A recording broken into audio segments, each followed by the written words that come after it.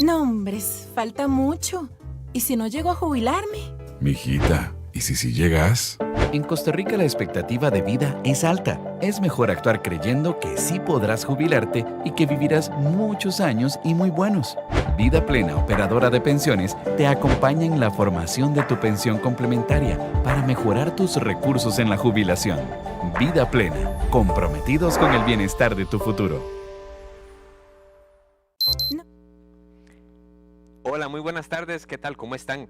Bienvenidos, bienvenidas a este nuevo Foro del Financiero con temas de actualidad. Ustedes saben que siempre es una preocupación para nosotros llevarles pues temas de los que se están hablando y pues obviamente temas del financiero, como lo dice nuestro lema de dinero, poder y de negocios. En esta oportunidad pues queremos hablar sobre los fondos de pensión y sin duda asegurar la pensión y un ingreso digno es una prioridad para quienes en este momento estamos trabajando, para quienes están empezando a laborar y hasta para quienes obviamente están cerca de lograr su retiro. Para este foro es pues importante que sepamos muy bien y con detalle qué está pasando en uno de nuestros fondos de pensión, que es el régimen obligatorio de pensiones complementarias, mejor conocido como ROP. Y pues sobre esto tenemos muchas preguntas que desde el año pasado, y para quienes ejercitan más su memoria desde hace más de 2 años, han venido sucediendo pues cosas muy importantes. Hay muchas preguntas, si ya se recuperó el fondo de pensiones, qué va a pasar, cuáles son las nuevas regulaciones, etcétera.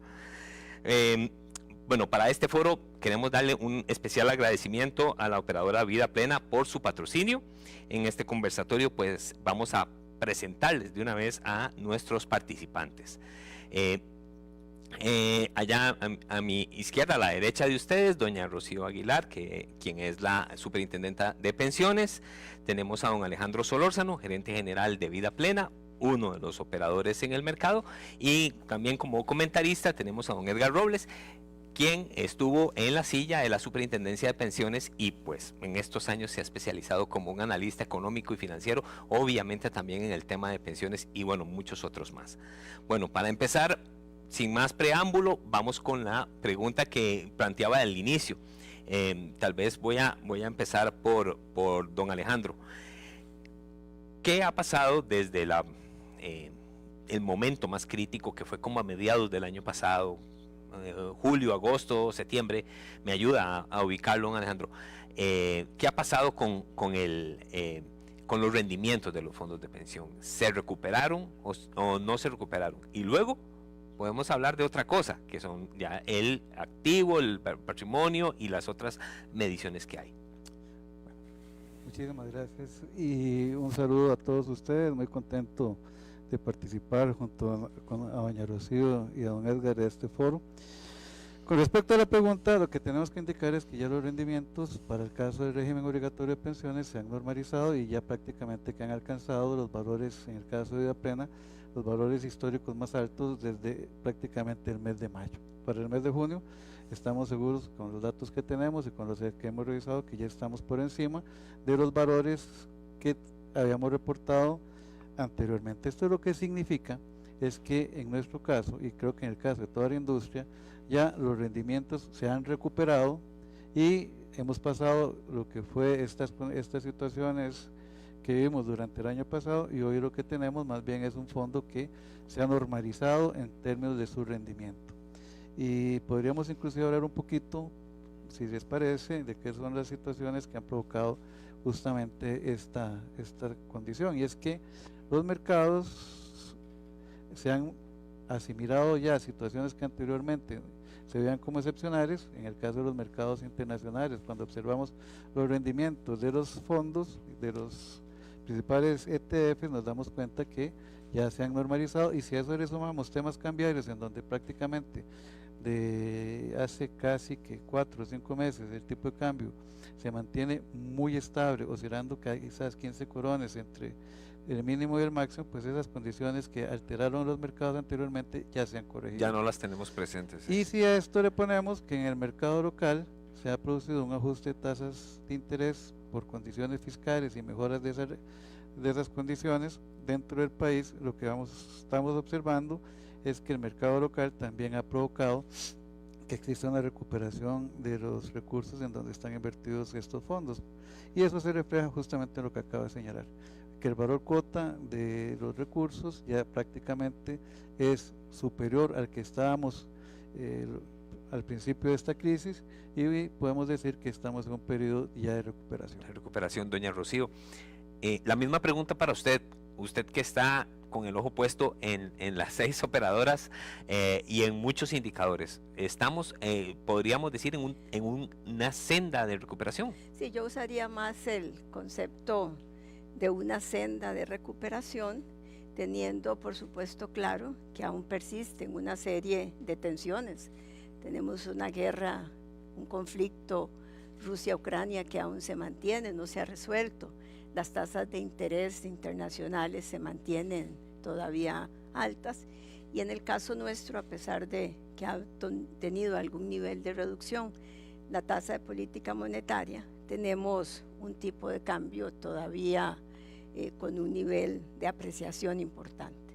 Entonces yo diría que una lección importante de esto es que si bien vemos a los fondos en terreno de recuperación, es acostumbrarnos a ver los fondos no en un mes determinado o en un año determinado, sino, como creo que lo hemos mencionado en algunas otras oportunidades, ver más la rentabilidad en el largo plazo, y por supuesto verlo en el largo plazo, porque los fondos de pensión fundamentalmente son inversiones de largo plazo. ¿Qué significa esto, doña Rocío? Es decir, si alguien entró a trabajar hace 10 años, debería de observarlo. ¿Cómo ha evolucionado su fondo en los últimos 10 años? Yo diría que hay que ver esto con una perspectiva a largo plazo. Muchísimo de todo el ruido importante que recibimos nosotros y todas las operadoras el año pasado es porque estábamos viendo un fenómeno particular. Y es además un fenómeno sin precedentes, tampoco era una cosa excepcional, pero lo importante, y así lo mencionamos, es que conforme esto fuera evolucionando, los rendimientos se iban a recuperar. De ahí que para nosotros fue una máxima evitar sobre todo que la gente se traspasara de operadora, porque los que se mantuvieron en la operadora están hoy apreciando efectivamente esta recuperación de valor. Todos aquellos que se trasladaron, que no es una cifra despreciable, materializaron la pérdida en ese momento. Y creo que es a los temas que hay que ponerle especial atención, porque son reacciones del momento que por supuesto se convierten en una realidad cuando me traspaso. Más una reacción por miedo, por pánico, que por las así es, ¿verdad? Ajá. Por las Don Edgar, circunstancias. comparte usted ese asunto de la senda de la recuperación, y lo otro es, bueno, no sé si usted ha entrado a cuantificar, bueno, cuánto nos costó este sustillo. Bueno, vamos a ver.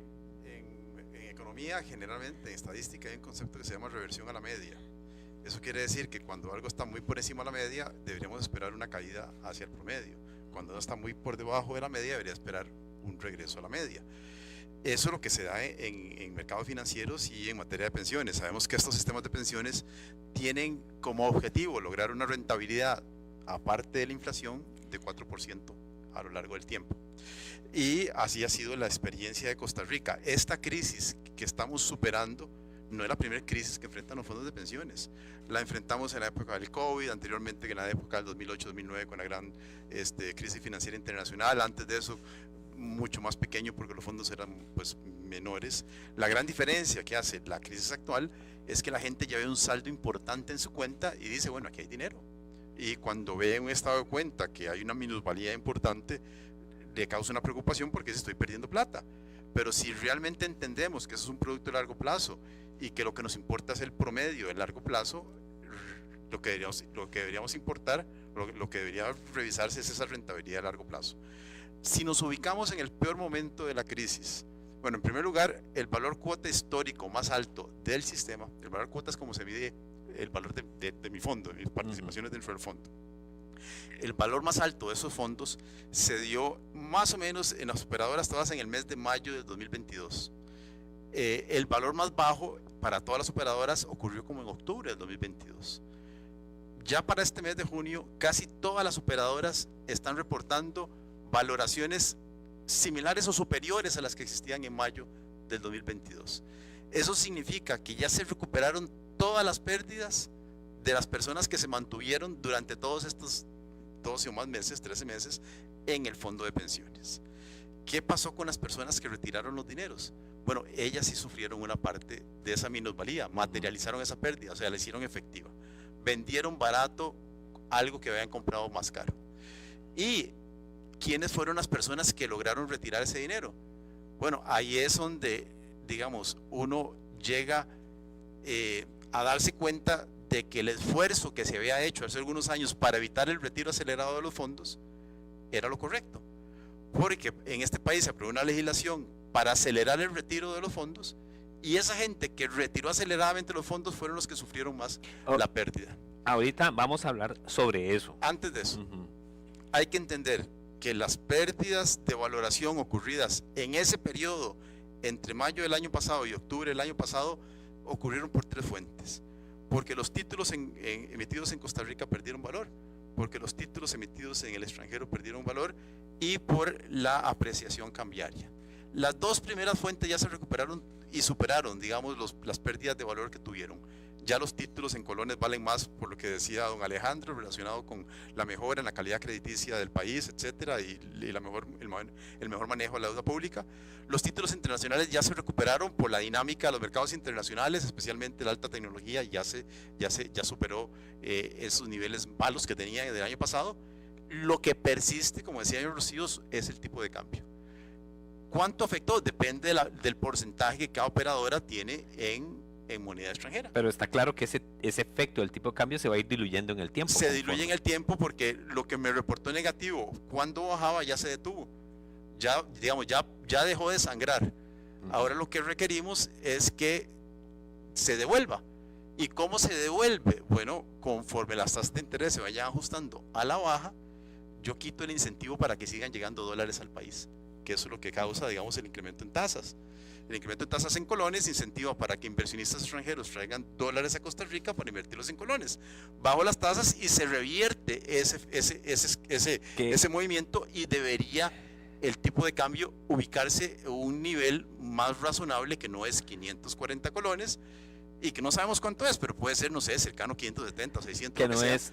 Que no es un proceso que ha terminado, y que es un proceso que apenas se está iniciando. O sea, el Banco Central ha venido bajando la tasa de forma muy tibia.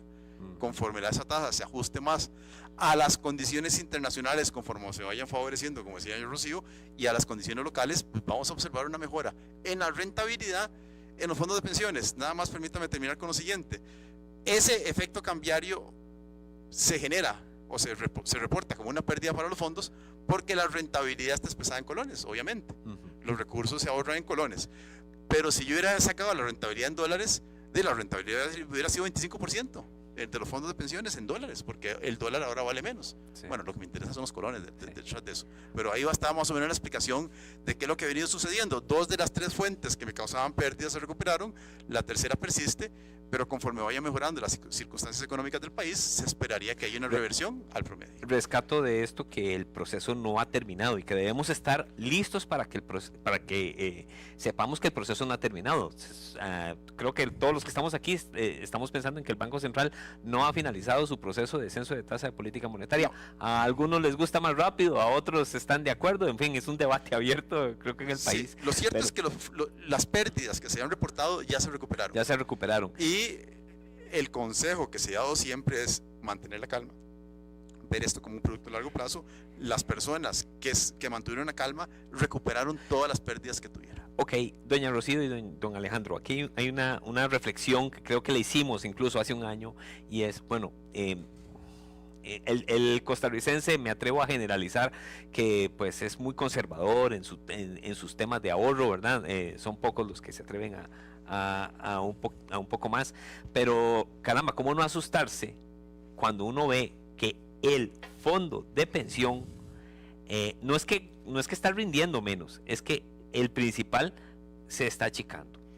Ahí, doña Rocío, yo voy hacia principalmente una reflexión en cómo podemos prepararnos para saber que esto ya ocurrió y que puede volver a ocurrir. No sabemos qué puede pasar en el futuro. Ya tenemos tan solo contamos de 3 años para atrás, tenemos una pandemia y una guerra, casi que con escalas globales. Entonces, ¿cómo nos entrenamos, cómo nos capacitamos para tener esa sangre fría de decir, bueno, esto que pasó, que tenía alguien en su fondo de pensión 10 millones ahora y llegó a tener 9 millones y medio, pues claro que se asustó?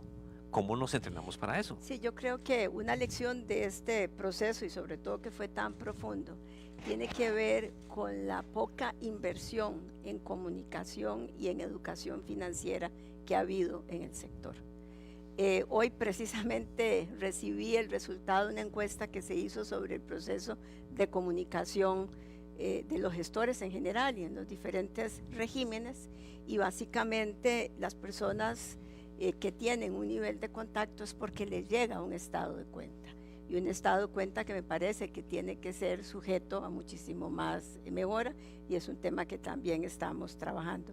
Pero cómo no hacerlo solo con el estado de cuenta, cómo ir formando precisamente en la gente que tiene una aprensión normalmente hacia el ahorro, y que hoy día existe ese ahorro porque es un ahorro obligatorio para que efectivamente vayan viendo la construcción de esa pensión hacia adelante.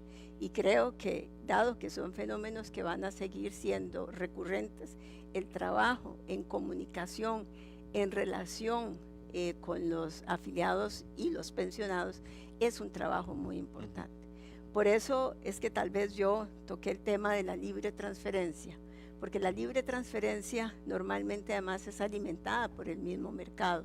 Entonces, reconociendo cómo se iba a impactar a los afiliados en ese momento, me parece que ahí, pues a pesar de que se logró ampliar el plazo, me parece que hay un trabajo importante hacia adelante que hacer, pero el tema de educación y comunicación para mí es fundamental. Me parece que el otro tema en lo que se está trabajando y que debería permitir adicionalmente hacia adelante mejorar esa tasa de reemplazo o ese rendimiento es el tema de los fondos generacionales, para que efectivamente cada uno de los grupos o las cohortes puedan, digamos, aprovechar un mayor o no periodo de acumulación, y esto además también nos va a exigir todavía un mayor, digamos, una mayor relación con el afiliado. El afiliado pensionado además es un grupo muy diverso, ¿verdad? Tenemos desde trabajadores ocasionales, tenemos gente con mucho más formación que otras, y hay que buscar la manera en donde nos comunicamos mejor con el afiliado, haciendo esta reflexión que lo importante al final no es el saldo que estoy viendo hoy día, sino en el periodo de desacumulación. La evolución. En el de desacumulación, incluso cómo va a ser mi flujo. Y el tema de desacumulación además es un reto que cada día se va a ir incrementando, porque los fondos del ROP han ido ya logrando un nivel de madurez, y cada vez vamos a ir teniendo más gente teniendo que escoger en una gama de productos una modalidad de retiro. Don Alejandro, le lanzo también esa reflexión. Un estado de cuenta no es suficiente, sin duda alguna. Yo creo que aquí lo que pasa es que estamos hablando de varios temas, y yo quisiera reenfocarlos en que lo que es importante es que al final la persona tenga una pensión que le sea adecuada y satisfactoria para sus expectativas, y que dentro de ese marco de tener una pensión a estas personas hay que explicar que dentro del desarrollo para llegar a esta hay 2 etapas. Esta primera etapa, que es la de acumulación, y la segunda, que tiene que ver con el pago de pensiones en curso de pago, que es para el momento en que efectivamente las personas van a ver el beneficio. Entendamos nada más para hacer un glosario. Acumulación cuando estoy trabajando y hago mis aportes, y desacumulación cuando estoy disfrutando me de pensiono. Así es. Entonces, varias ideas que creo que hay que dejar muy claro. Uno, lo que sucedió en los mercados financieros y económicos ha pasado y volverá a pasar. Eso no porque se hagan fondos generacionales van a evitarse que hayan guerras y que hayan impactos en lo que es el rendimiento que van a tener estos fondos. Sin embargo, lo que aquí nosotros tenemos que gestionar es que las personas tengan una tasa de reemplazo que les sea satisfactoria. Para eso, ya don Edgar hizo una referencia en donde nos dijo que esa tasa tiene que ser sistemáticamente al menos o cercana a 4 puntos por encima de la inflación. Si logramos esa meta, las personas van a tener buenas pensiones o pensiones adecuadas. En lo que sucedió el año pasado, que fue un proceso que también en otros momentos se había presentado, como por ejemplo en el 2008 con la crisis subprime y otros veces que se ha pasado con la crisis de Rusia, etcétera, etcétera, ha impactado los fondos de pensiones y ha impactado las reservas de los fondos de pensiones. Entonces lo que nosotros tenemos que hacer entender a la gente es que el pago de los beneficios es lo que importa y el camino para llegar a él va a estar superando este tipo de situaciones frecuentemente.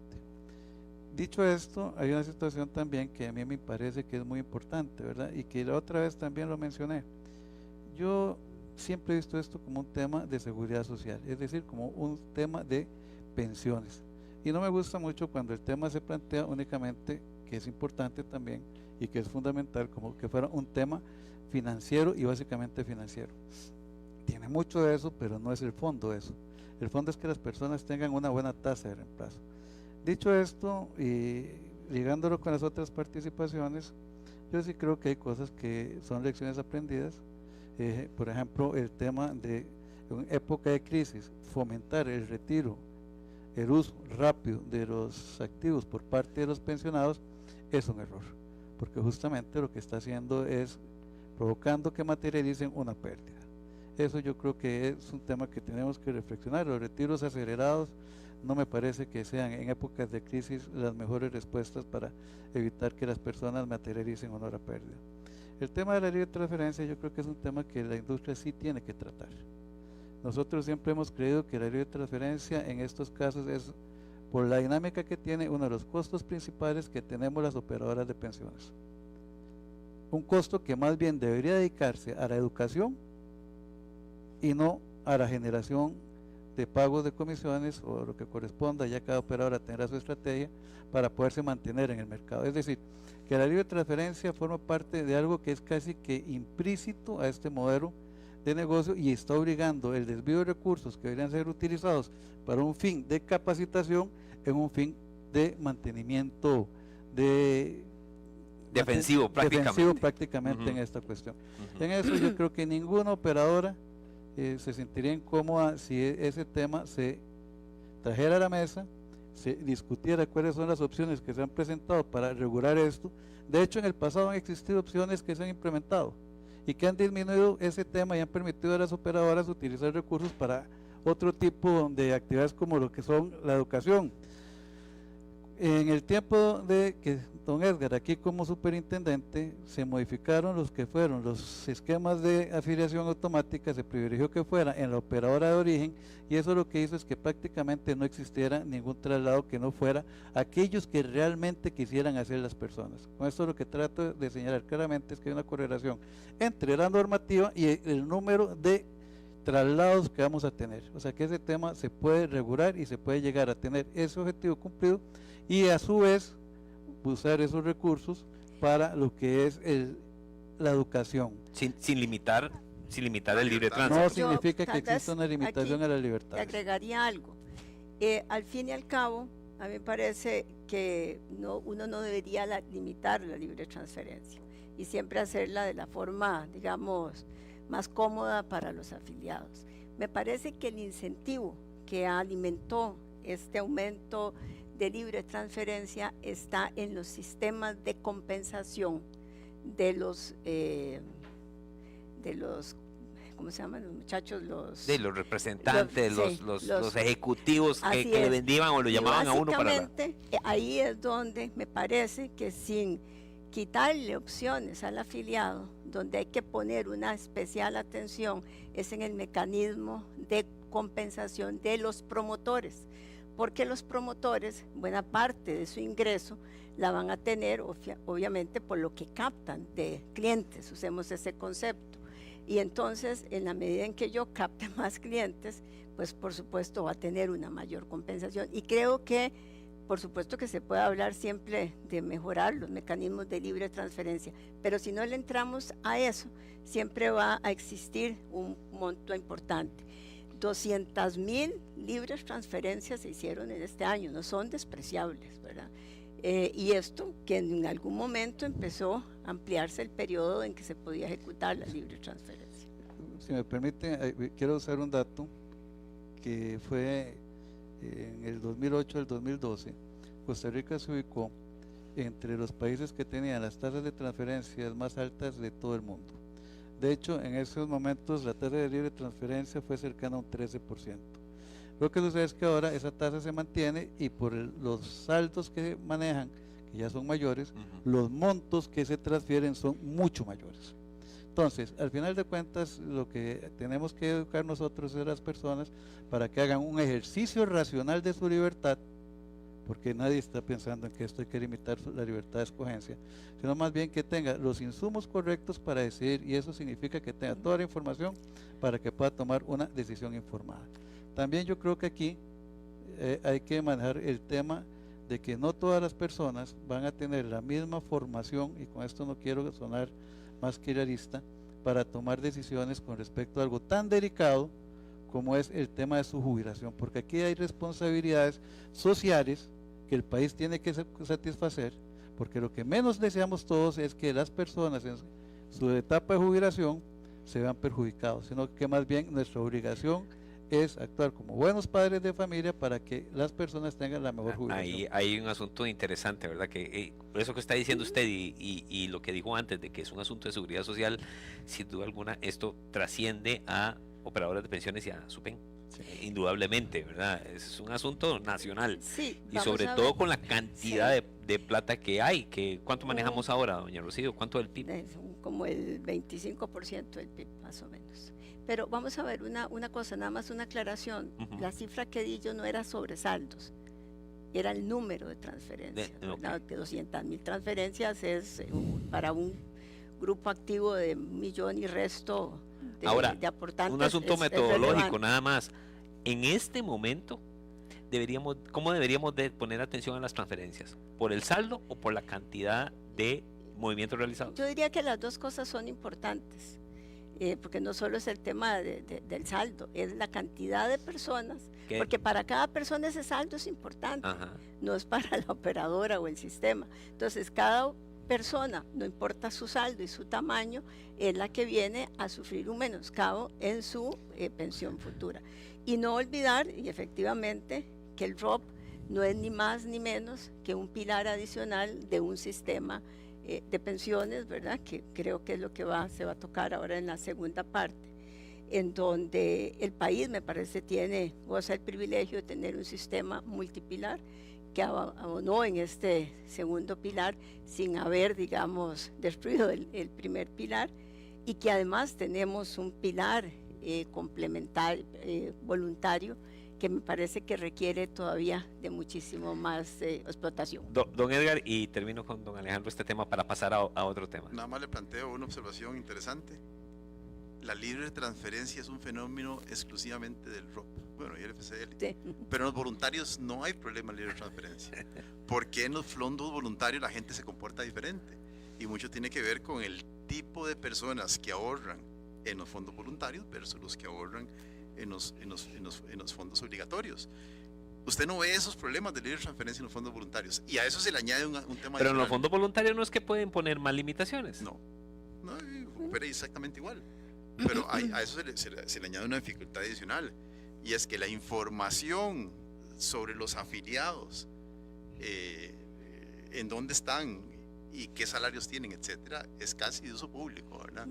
Yo sé que es la base de datos de CICERE, yo sé que eso es confidencial, pero la realidad es que en el mercado circulan esa información que permite poner en actividad, digamos, campañas de mercadeo para tratar de atraer clientes, y que al final de cuentas esto es como un juego de suma negativa, porque las participaciones más o menos se mantienen, pero hay unos costos administrativos importantes de Y- comisiones y que tener- se pagan, más el tema de tener lo que claro se paga algo. CCR y un montón de cosas A más. como le llega a un afiliado se le puede ir, ¿verdad? Pues no, eso es el tema, o sea, como llega se va y el esfuerzo que hace un operador está en función de la cantidad de afiliados que está perdiendo, los saldos que está perdiendo. Entonces, al final, las participaciones son muy similares, Sí. pero hay gastos importantes de por medio. Todo pasa por CICER y cobra comisión, todo, digamos, genera algún tipo de comisiones o remuneraciones a los promotores que logran, digamos, atraer a sus afiliados. Y esto es un tema que no es específico de Costa Rica, ocurre en todo el mundo. La razón obedece a que las personas que tienen planes voluntarios generalmente son personas que son más informadas, que le dan mayor seguimiento a sus estados de cuenta y Claro. que están en el estrato más alto también de ingreso de la población. Don Alejandro, ¿usted quería agregar algo Sí. para cambiar de tema? Solamente una cosa, doña Rocío está hablando de la ley de transferencia en términos de cantidad de trámites y volumen de monto trasladado. Ujú. Yo le añadiría uno adicional, que es la calidad del traslado y en función, eso sí, del afiliado. Eso lo que significa es que es fácilmente, no voy a decir fácilmente, es medible decirle a un afiliado si la libre transferencia le mejoró su situación o le empeoró su situación. Y esa información me parece que todos los afiliados tienen derecho a saberlo, porque esa calidad es la que va a decir si fue de verdad beneficioso o no para la gente. Nada más lo quiero Aquí no plantear. aquí no se ha hecho, pero estudios internacionales en otros países muestran que en promedio la situación del individuo que se traslada es peor y que terminan trasladándose a operadoras que generan menor rentabilidad o mayores comisiones, porque la motivación de la libre transferencia no es la rentabilidad que recibe, sino son otras, son cosas emocionales lo que influyen en la libre Ok. transferencia. En ese Bueno, tema nada más termino. ajá. Esos estudios, por ejemplo, los que tiene el CONSAR y los que nosotros hemos visto, lo que demuestran es que la libre transferencia prácticamente es casi que un fenómeno aleatorio, porque un porcentaje sí se beneficia, otro porcentaje es neutro y otro porcentaje le perjudica. A lo que me estoy refiriendo es justamente con esa idea, no en general, sino en el caso particular, que el afiliado tiene el derecho de conocer si le benefició y en qué grupo quedó. Y con eso yo creo que vamos creando, dándole información a las personas para que tengan criterio de selección. Tome, aquí está la factura de su decisión. Esto fue lo que le costó. Bien, bueno, voy a cambiar un poquito el tema. Es interesante el asunto. No, me causa una reflexión poderosa de que es un tema que no se acaba, ¿verdad? La libre transferencia la venimos hablando hace mucho tiempo. Pero bueno, volviendo al tema de lo que nos sucedió en el 2022 y ese impacto en los rendimientos y impacto también en el activo, doña Rocío.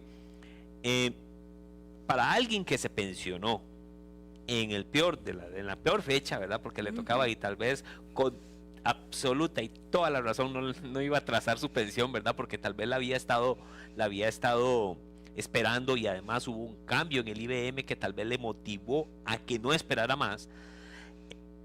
¿Qué pasó ahí? Estas personas asumieron una pérdida. Hay algunos que podrían tener la capacidad de recuperar aunque sea una parte de lo que recibieron de menos. ¿Qué pasó en ese momento? Y no sé si tiene como el periodo más crítico que nos pueda señalar. Sí, yo diría que un daño colateral, para usar ese concepto de la reforma que se dio a la Ley de Protección al Trabajador y que permitió ese retiro acelerado de 3 años, lamentablemente a un buen grupo de personas que utilizó esa modalidad, ya lo afectó y prácticamente ya no hay nada que hacer.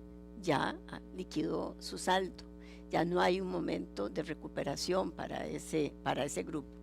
Entonces, todo aquello que se vio como un gran triunfo para poder hacer retiros masivos anticipados, ¿verdad? Aunque fueran 3 años, creo que era la... Tres 30, pagos sí, cada 3 9 pagos, meses. ¿verdad? Sí, Cada 9 meses. Ahí básicamente el resultado de esa reforma tiene que ver con que esa persona recibió, digamos, ese perjuicio, ya no es recuperable. En las otras modalidades de retiro, básicamente sea retiro programado, cualquiera de todas las otras que hay, básicamente pasado este periodo y esperando que efectivamente vayamos en esa senda de recuperación y de un mayor crecimiento del valor de esos activos, pues tendrán esa oportunidad de recuperarse. De nuevo, siempre y cuando no se hayan trasladado en el peor de los momentos también de operadora. Pero creo que esta es un tema que jugó muy en contra los retiros acelerados. Y las personas que se pensionaron tal vez por la vía, digamos, más tradicional, que vieron reducida su aporte, al menos del ROP, ¿tienen la posibilidad de mejorar con el tiempo? ¿O sí, no? o sea, básicamente las posibilidades de mejorar tiene que ver con el valor de los activos que aún mantienen, y en el tanto el valor de esos activos se vaya recuperando y siga, digamos, creciendo por el rendimiento de esas inversiones, van a poder ver, digamos, un mayor nivel de recuperación. Se tomaron algunas medidas de carácter urgente, sobre todo porque en algunas de las modalidades se consideraba el rendimiento del año precedente, y entonces evidentemente el año 21, que eso es otro de los temas, había sido un año sobresaliente, extraordinario. Cuando ya se utilizó para la fórmula de cálculo el año en donde teníamos esta caída importante de rendimientos, hubo una reducción muy importante en el monto de su pensión. Entonces eso hizo que pasáramos por lo menos a usar no el rendimiento de un año, sino el de los últimos 3 años, para que de aquí en adelante pues fenómenos de estas altas volatilidades no vayan a tener ese impacto. La otra reforma que creo que ya fue aprobada también tiene que ver con que si yo tengo una modalidad, que yo pueda posponer el momento en que voy a empezar el retiro de la pensión, porque antes estaba ligada al momento de la pensión del régimen básico. Entonces hoy día la persona podría decir, yo voy a seguir acumulando porque realmente la rentabilidad del ROP es una buena rentabilidad, ya sobre eso se ha comentado, para empezar a hacer un programa de retiro en otro momento en el tiempo. Eso ya también se aprobó. Don Alejandro, ¿se vio esto? Hay gente que, digamos, en este momento, aunque ya se retirara, empezó a mejorar un poquito su mensualidad. ¿Lo vieron ustedes? Efectivamente, es como lo describe doña Rocío.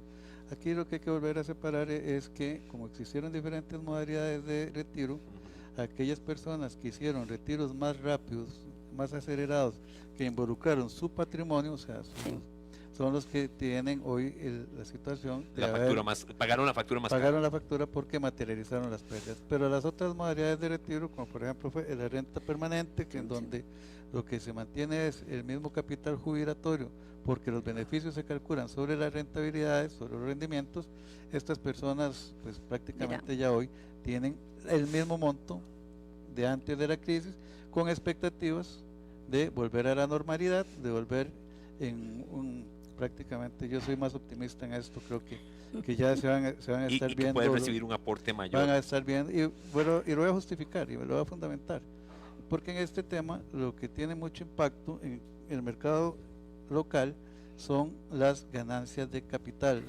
igual que hay minusvalías cuando los títulos se ajustan, dado que las tasas de interés suben.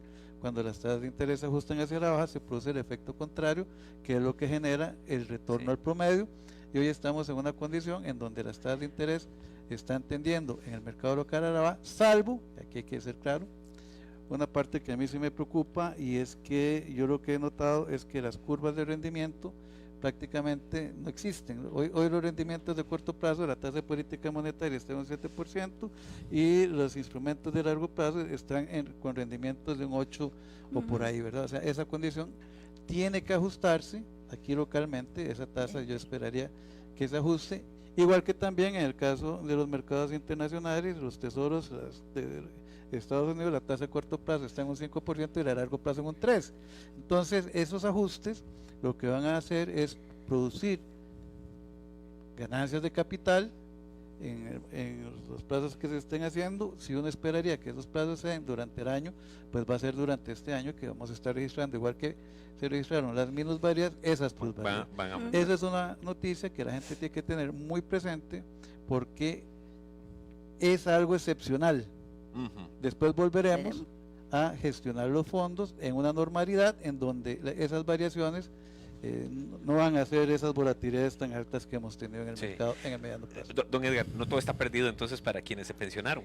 Es No, lo mismo, claro, solo estoy- digamos, o sea, en la medida en que la gente hizo retiros más abundantes, pues tuvo una mayor materialización de pérdidas. Los productos pensionales están pensados como un producto de retiro muy pausado a lo largo del tiempo. Ujú. Yo llamo que el enseñar en el estado de cuenta el saldo de la persona es el pecado original del sistema. Porque empecemos por digamos, caracterizar la población costarricense, que no es diferente a la población de otras partes del mundo, y nos damos cuenta que más o menos 7 de cada 10 personas no ahorran, para nada. O sea, viven al día los ingresos que tienen y posiblemente están endeudados muchos de ellos. El sistema de pensiones los obliga a ahorrar por ley. Muchas personas ven un saldo de ahorro importante en el estado de cuenta y no logran de comprender completamente cómo es que se gestionan las inversiones, porque nadie se los ha explicado. Y entonces, cuando ven una minusvalía, se ponen nerviosos y empiezan a actuar en hordas. Ese movimiento en hordas de querer trasladarse de operadora, de querer sacar el dinero porque tiene esa sensación de que todas se la van a llevar y que va a quedar en cero, de algo que además nunca había tenido, es lo que los lleva a materializar esas pérdidas. Bueno, parte de esa presión la tuvimos en la época del COVID, que terminó la aprobación de estos proyectos de ley, o este proyecto de ley que permitía los retiros más acelerados. Eso opera contra el interés del afiliado. Y lo que hay que entender es que el saldo no tiene que ser el punto focal, sino cuánto voy a recibir mes a mes cuando me pensione.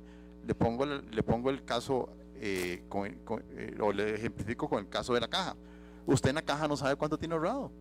A usted le hace un cálculo y le dice, mire, usted siguiendo esta contribución va a obtener una pensión de X. Y punto. Y punto. Y se va a pensionar a tal fecha. Y se va a tal vez. pensionar tal fecha y mientras tanto usted no puede llegar a exigir a la caja que le devuelva el ahorro, a pesar de que hay ciertamente una contabilización de cuánto ha aportado, etcétera, etcétera, y que se pueda trabajar como si fuera una cuenta individual. Pero nadie está exigiendo, por cierto, en República Dominicana, perdón, en Perú. En Perú, en un momento, el sistema de reparto tradicional que se llama la ONP, hubo un esfuerzo, como en Perú retiraron los fondos de diferentes maneras, quedaron las cuentas casi en cero. Hubo un esfuerzo para que se pudieran retirar los aportes que había realizado la gente, digamos, a la caja del Seguro Social de allá. Y la sala constitucional se aprobó la ley. Y la sala constitucional de ese país dijo, no se puede. Pero además porque es un sistema De reparto. solidario. No, es un sistema de reparto, además. Sí, O sea, sí, sí. lo que se paga Los depende de lo que se cuentan recauda. individual. Pero hubo políticamente un movimiento para que la gente pudiera retirar, no las rentabilidades, ¿verdad? Sino los aportes que habían hecho. Es una cosa preocupante, ¿verdad? Entonces, bueno, es un movimiento mundial. Pero lo que quiero decir es que para 7 de cada 10 costarricenses por primera vez ven un ahorro en su vida. Y estamos hablando de gente muchas veces que jamás se hubiera imaginado tener, aunque sea 1, 2, 3 millones de colones que les cuesta mucho. en el estado de cuenta. Pero ahí está. Y entonces ven ese saldo y de un mes para otro, o un año para otro, ven que de 2 millones cayó a 1.800.000 y dice, sí, aquí perdí 200.000 pesos. Y en su vida había perdido nada de inversiones porque no tenía inversiones.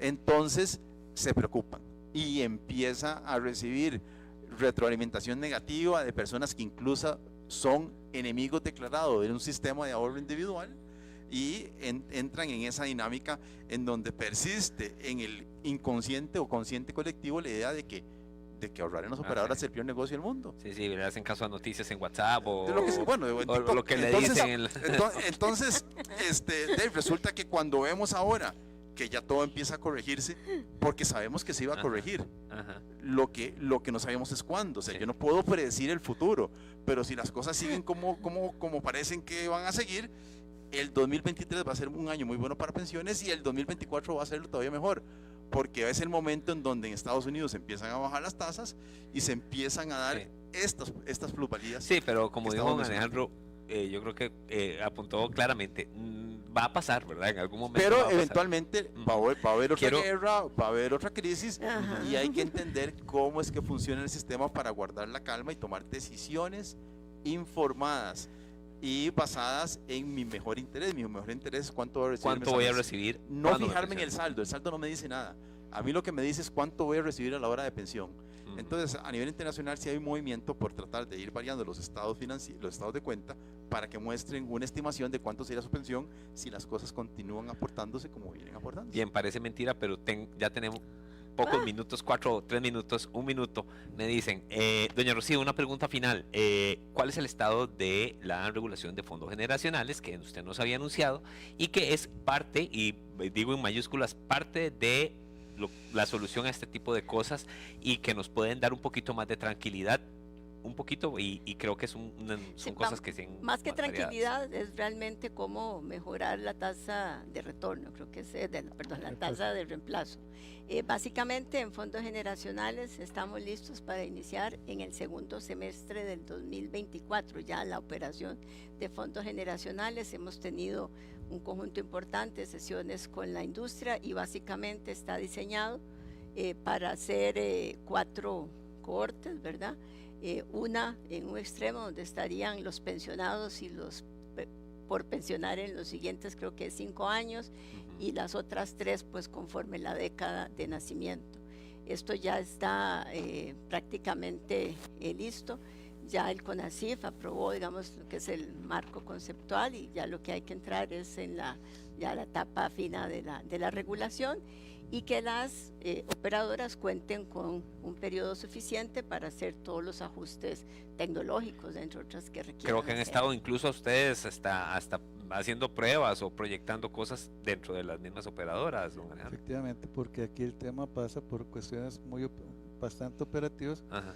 Como decía un amigo, el diablo se esconde en los detalles, ¿verdad? No tanto en los conceptos, sino en los detalles, porque aquí para operar este tipo de fondos generacionales tenemos que modificar, y es parte del tiempo que estamos trabajando, desde los sistemas informáticos, los sistemas de registro, los sistemas de custodia, la apertura eventualmente de custodias para que los fondos tengan los activos separados y todo ese tipo de cuestiones. Es un trabajo operativo muy extenso, pero beneficioso, consideramos nosotros, para las personas y por lo tanto, ¿qué hay que hacer? Bueno, y que tomen nota tal vez quienes quieran ser emisores en este país, porque eso podría beneficiarlos o al menos poner mucha atención.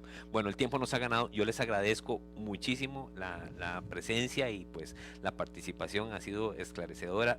Reflexiones súper interesantes nos llevamos y obviamente pues estaremos abordando en el financiero. Doña Rocío, muchísimas gracias. Muchísimas gracias y espero que conversemos en los próximos días de pensión básica universal. Claro que sí. Por favor. Don Alejandro, muchísimas gracias también. A ustedes las gracias.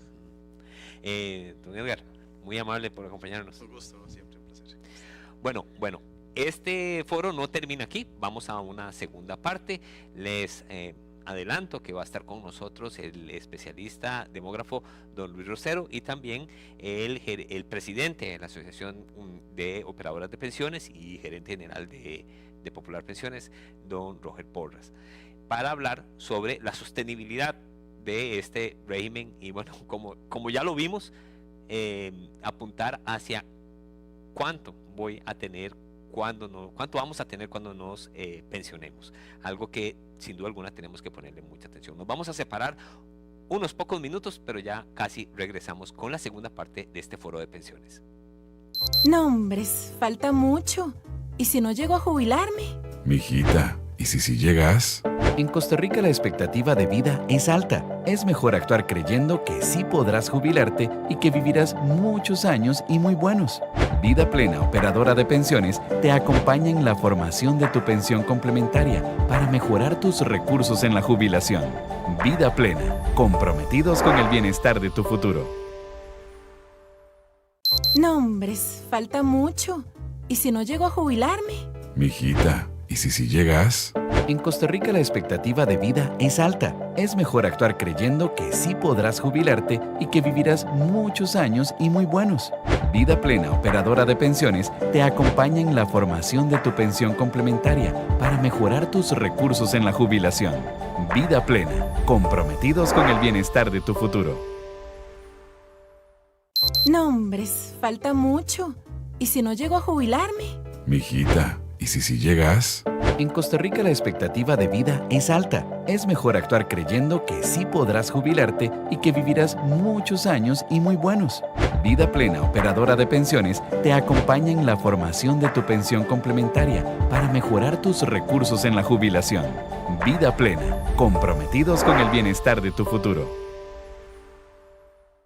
No, hombres, falta mucho. ¿Y si no llego a jubilarme? Mijita, ¿y si llegas? En Costa Rica la expectativa de vida es alta. Es mejor actuar creyendo que sí podrás jubilarte y que vivirás muchos años y muy buenos. Vida Plena, operadora de pensiones, te acompaña en la formación de tu pensión complementaria para mejorar tus recursos en la jubilación. Vida Plena, comprometidos con el bienestar de tu futuro. No, hombres, falta mucho.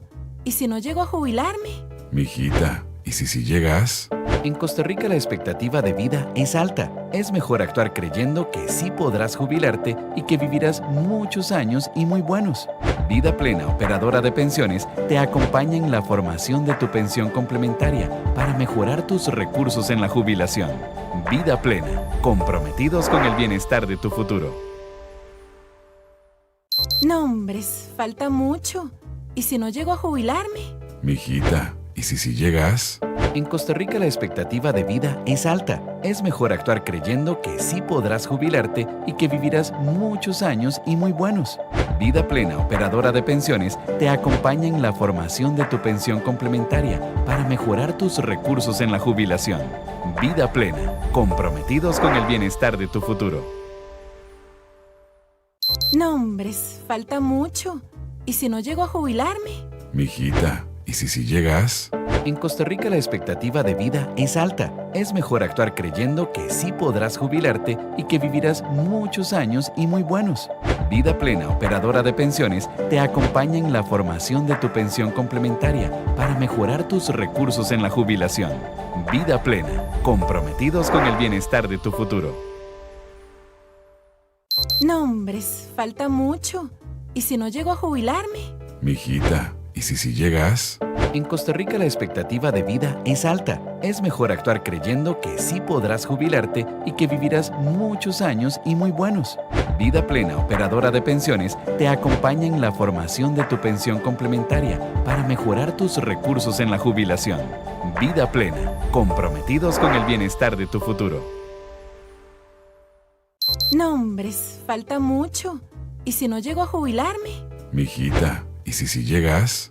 En Costa Rica la expectativa de vida es alta. Es mejor actuar creyendo que sí podrás jubilarte y que vivirás muchos años y muy buenos. Vida Plena, operadora de pensiones, te acompaña en la formación de tu pensión complementaria para mejorar tus recursos en la jubilación. Vida Plena, comprometidos con el bienestar de tu futuro. No, hombres, falta mucho. ¿Y si no llego a jubilarme? Mijita, ¿y si llegas? En Costa Rica la expectativa de vida es alta. Es mejor actuar creyendo que sí podrás jubilarte y que vivirás muchos años y muy buenos. Vida Plena, operadora de pensiones, te acompaña en la formación de tu pensión complementaria para mejorar tus recursos en la jubilación. Vida Plena, comprometidos con el bienestar de tu futuro. No, hombres, falta mucho. ¿Y si no llego a jubilarme? Mijita, ¿y si llegas? En Costa Rica la expectativa de vida es alta. Es mejor actuar creyendo que sí podrás jubilarte y que vivirás muchos años y muy buenos. Vida Plena, operadora de pensiones, te acompaña en la formación de tu pensión complementaria para mejorar tus recursos en la jubilación. Vida Plena, comprometidos con el bienestar de tu futuro. No, hombres, falta mucho. ¿Y si no llego a jubilarme? Mijita, ¿y si llegas? En Costa Rica la expectativa de vida es alta. Es mejor actuar creyendo que sí podrás jubilarte y que vivirás muchos años y muy buenos. Vida Plena, operadora de pensiones, te acompaña en la formación de tu pensión complementaria para mejorar tus recursos en la jubilación. Vida Plena, comprometidos con el bienestar de tu futuro. No, hombres, falta mucho. ¿Y si no llego a jubilarme? Mijita, ¿y si llegas? En Costa Rica la expectativa de vida es alta. Es mejor actuar creyendo que sí podrás jubilarte y que vivirás muchos años y muy buenos. Vida Plena, operadora de pensiones, te acompaña en la formación de tu pensión complementaria para mejorar tus recursos en la jubilación. Vida Plena, comprometidos con el bienestar de tu futuro. No, hombres, falta mucho. ¿Y si no llego a jubilarme? Mijita, ¿Y si llegas? En Costa Rica la expectativa de vida es alta. Es mejor actuar creyendo que sí podrás jubilarte y que vivirás muchos años y muy buenos. Vida Plena, operadora de pensiones, te acompaña en la formación de tu pensión complementaria para mejorar tus recursos en la jubilación.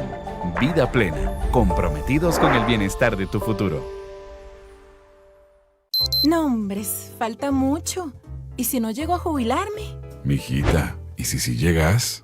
En Costa Rica la expectativa de vida es alta. Es mejor actuar creyendo que sí podrás jubilarte y que vivirás muchos años y muy buenos. Vida Plena, operadora de pensiones, te acompaña en la formación de tu pensión complementaria para mejorar tus recursos en la jubilación. Vida Plena, comprometidos con el bienestar de tu futuro. No, hombres, falta mucho. ¿Y si no llego a jubilarme? Mijita, ¿y si llegas? Hola, bienvenidos nuevamente. Como les dije, esta es la segunda parte del foro de pensiones y pues tenemos a dos invitados que nos van a hablar sobre la sostenibilidad de nuestras pensiones. De aquí tenemos un sistema con varios pilares. Para eso, esta tarde, don Roger.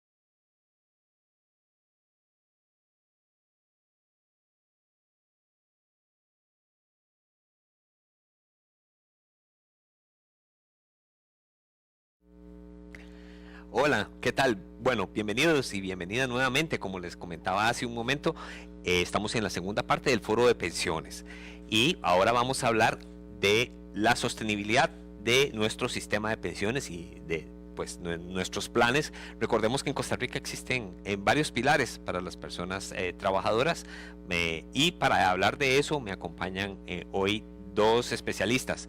Vamos con don Roger Porras, quien es el presidente en este momento de la Asociación de Costarricense de Operadoras de Pensiones.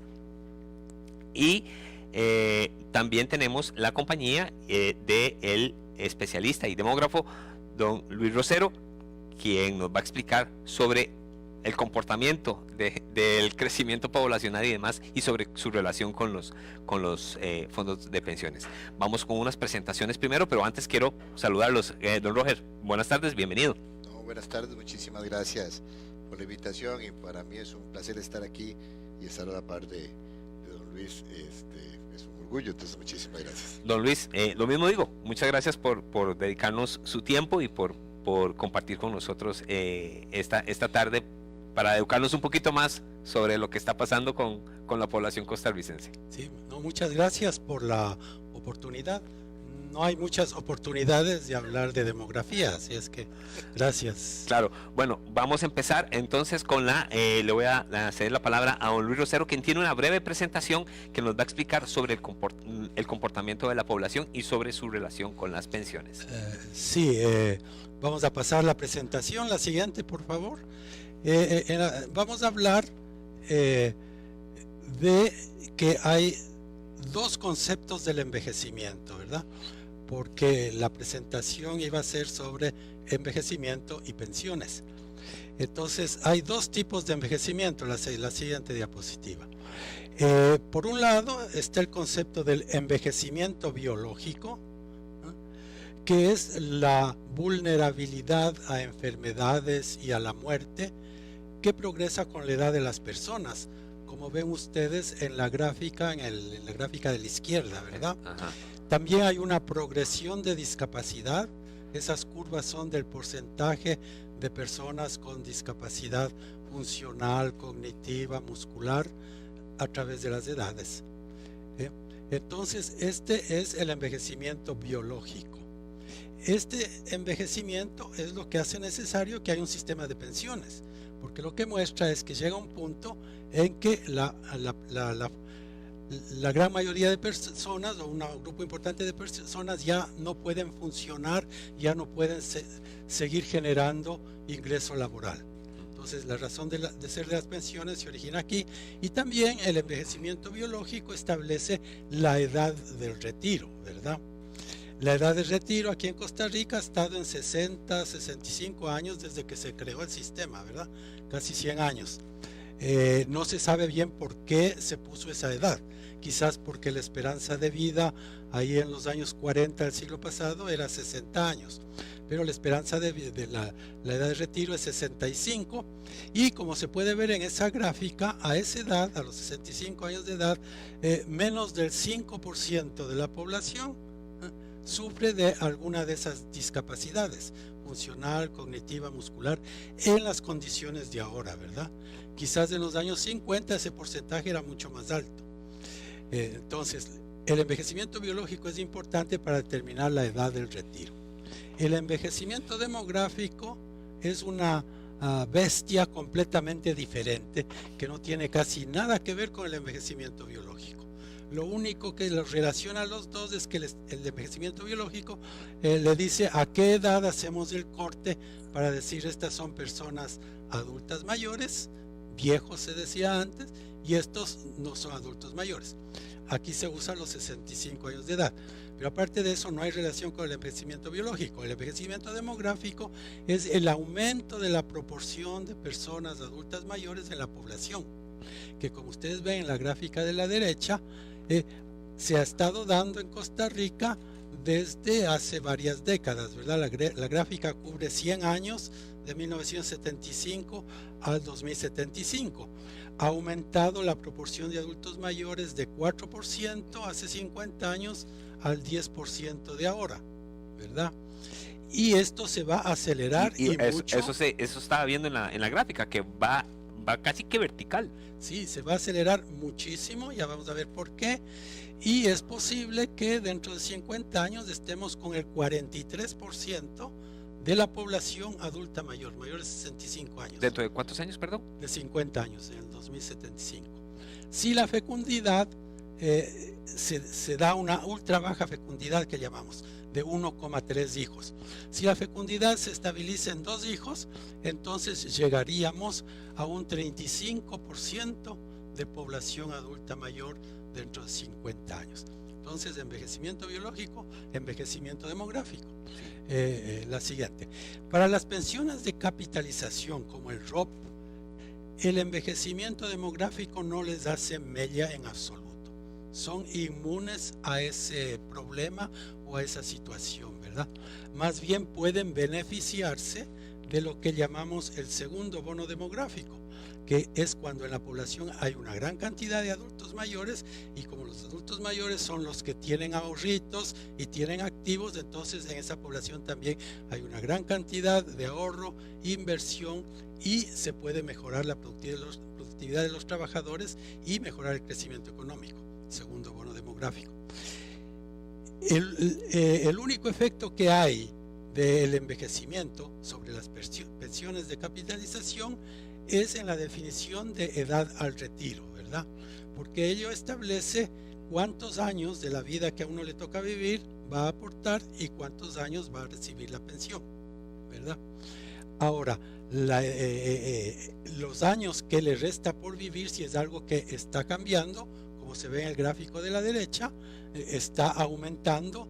Esos son los números que usa la SUPEN, muy hacia el futuro, ¿verdad?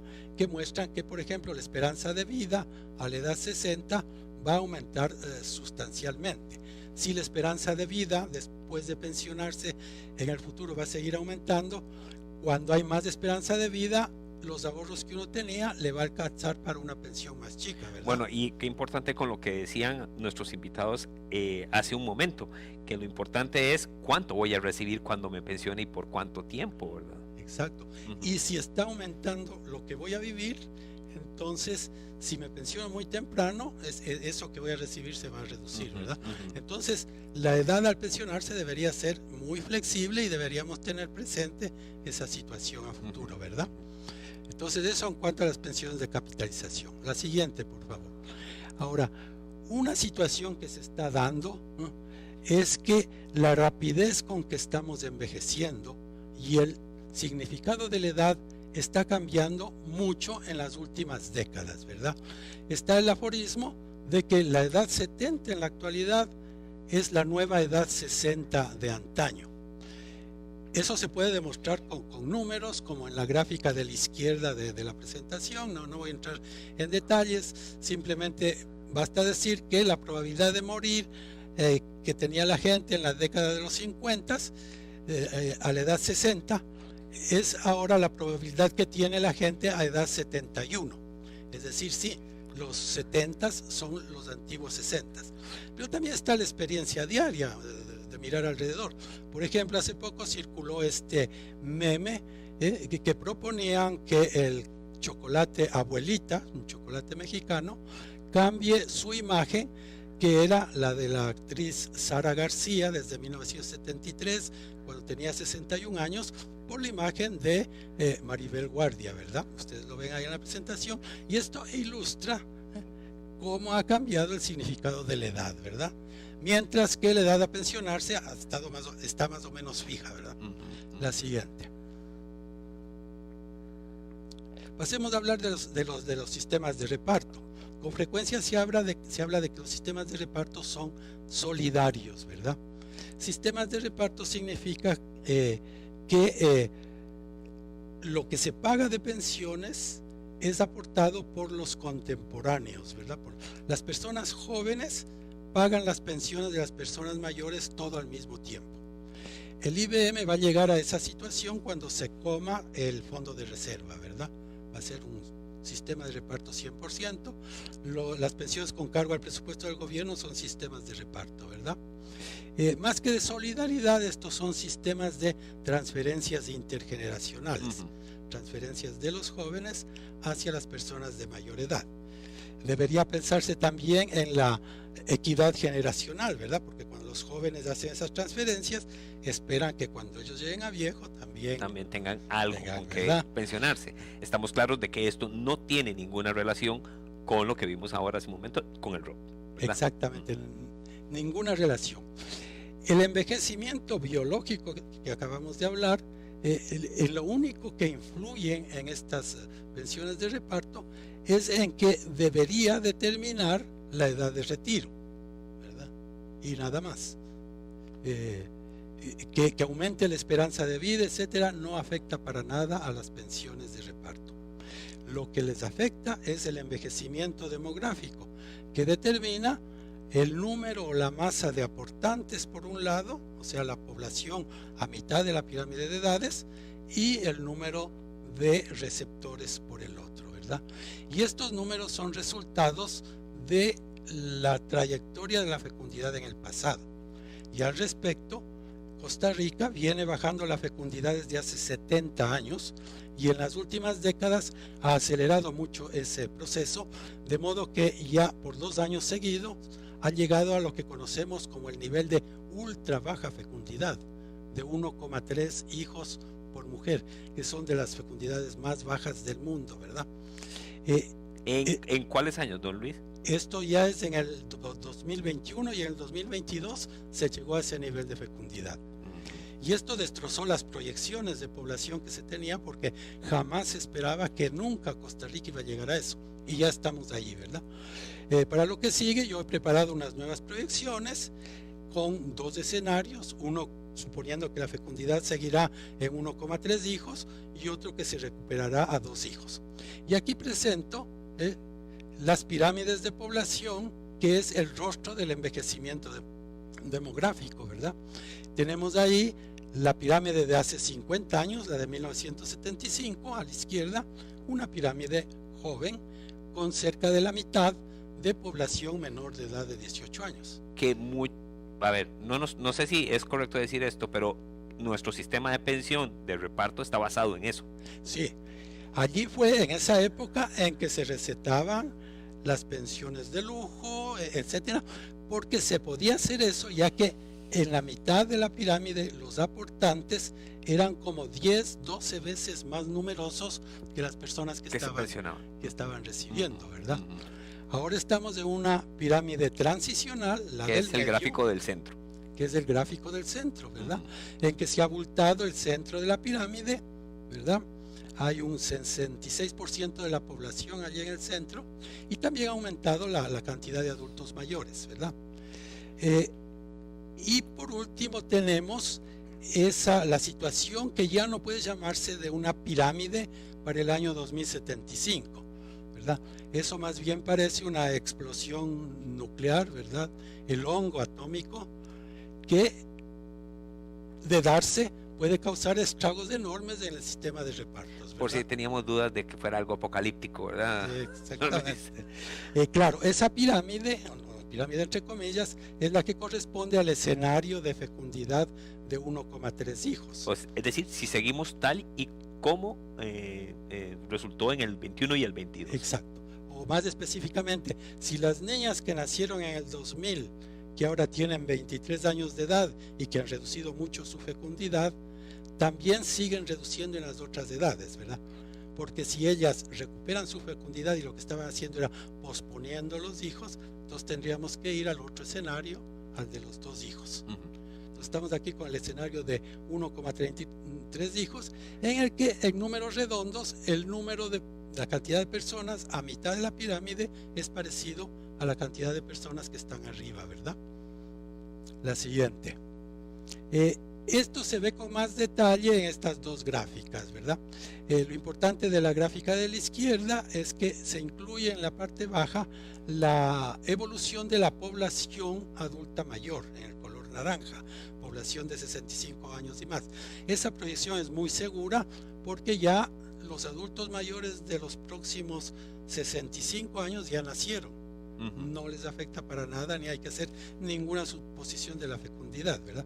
Entonces, esa población, que ahora somos 500,000 personas, vamos a ser cerca de 2 millones dentro de 50 años, en 2075, ¿verdad?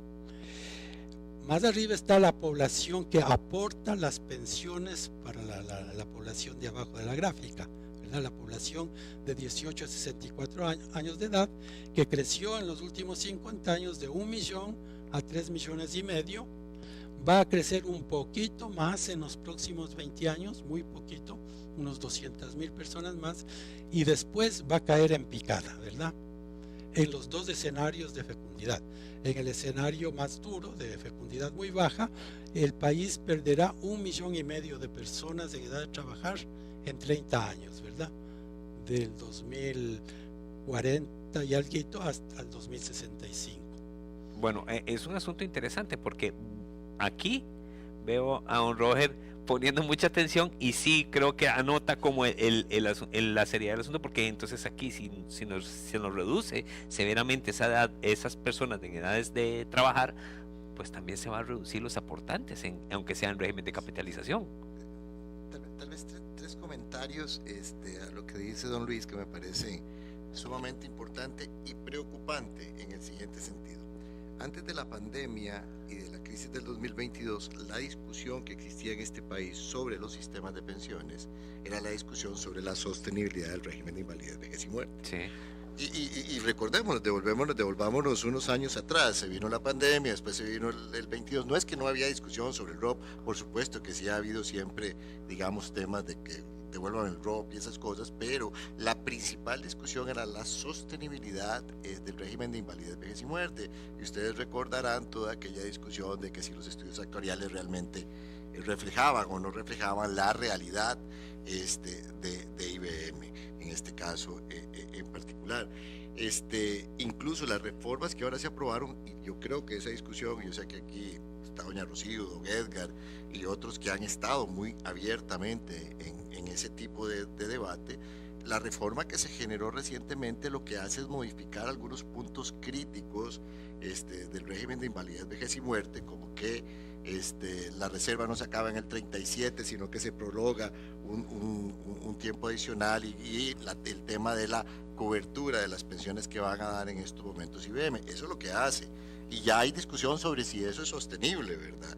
Yo creo que don Luis nos apunta muy bien datos contundentes, ¿verdad?, que deben definitivamente de ser tomados para revisar lo que está pasando en el régimen de invalidez, vejez y muerte. Un elemento adicional que sí me gustaría mencionar, a mí me parece que una de las reformas de pensión más importantes recientes en Costa Rica fue precisamente la Ley de Protección al Trabajador en el año 2000, porque viene a crear este sistema mixto en Costa Rica, donde tenemos las pensiones básicas que vienen a sustituir el salario, y también queda un régimen complementario de pensión que de alguna manera es inmune a los problemas de envejecimiento de la población por la forma en cómo el sistema es evidentemente concebido, que es una capitalización individual. Nosotros durante el año pasado, durante el tema de la crisis, hemos dicho y se ha discutido de que el ROP comienza a adquirir cada vez más importancia en términos relativos con relación a los regímenes de primer pilar, por dos razones: uno, el tema de sostenibilidad, y otro, por la pérdida de valor que han sufrido los montos de pensión que pagan, ¿verdad? No solamente en el caso de IBM, sino también en los otros regímenes. Podemos ver Magisterio Nacional cómo aplica revalorizaciones de 1% por debajo de inflación, que a final de cuentas va a determinar una pérdida de poder adquisitivo en las pensiones que ahí se generan. Y si uno revisa las pensiones promedio en este país en estos momentos, estamos hablando de que una pensión promedio en IBM anda como por los 299,000 colones, y en este caso el ROP está pagando un 45% ya de esa pensión. Entonces yo creo que ahí, y no es mi interés tampoco venir a potenciar, digamos, mi interés es venir a potenciar lo importante de la reforma, porque da una alternativa adicional a las situaciones que efectivamente se están presentando en IBM. Y como lo he dicho en otros momentos, no es que uno pretenda que no se reformule el régimen de invalidez, vejez y muerte para darle sostenibilidad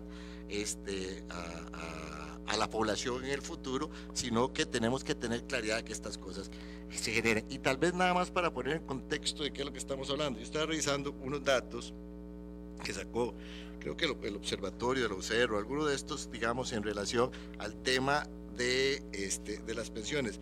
Dice que para datos de 2018, no estaba actualizado, la encuesta nacional de hogares reveló que durante ese mismo año solo la mitad de las personas de 65 años y más tendrían derecho a una pensión. Es decir, estamos hablando de envejecimiento, estamos hablando de seguridad social, pero aún así estamos hablando de una parte reducida de la totalidad de la población. Hay un 50% de la población que van a tener que recibir otras transferencias, ¿verdad?, para poder sobrevivir en ese caso. Que no están en el ojo de las pensiones. No es motivo de esta discusión el día de hoy. O sea, el tema es mucho más amplio, ¿verdad? Evidentemente, por supuesto que es importantísimo discutir este tema. Y si a la par de eso le sumamos lo que decía don Luis, en estos momentos, digamos, o más bien para el año 2022 hay 710,000 personas adultas mayores en Costa Rica.